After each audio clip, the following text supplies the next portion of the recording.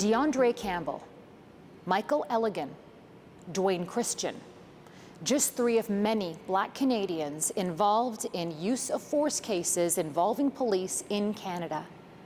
Each one under the age of 30. Each story a tragedy related to hundreds of years of history before Canada was even a nation. In 1834, Canada became the terminus of the Underground Railroad, a secret network that helped bring some 30,000 enslaved men, women, and children from the United States to relative freedom. But freedom did not mean equality. Africville, on the outskirts of Halifax, was a Black community dating back to 1848. For decades, the city of Halifax refused to provide residents clean drinking water. By 1970, the city had relocated all of Africville's residents. Some of them were moved in garbage trucks. The Computer Riot has gained an almost mythical stature as a turning point for race relations in Canada.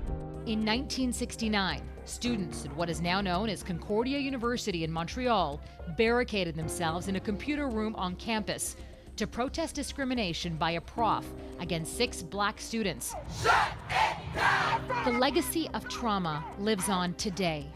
When video surfaced of Justin Trudeau in blackface in the 1990s, even the PM admitted he wasn't aware of how racist the act was. It was something that I didn't think was racist at the time, but now I recognize it was something racist to do, and I am deeply sorry.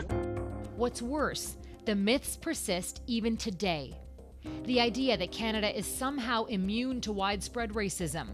Listen to Doug Ford last week. Thank God that we're different than the United States, and we don't have the systemic, deep roots they have had for years. And to Quebec Premier François Legault, who was either ignorant of history or chose to ignore it. I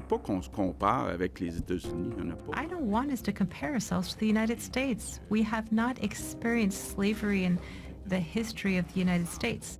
Both eventually conceded racism exists, but their comments still reflect a lack of awareness about our own history.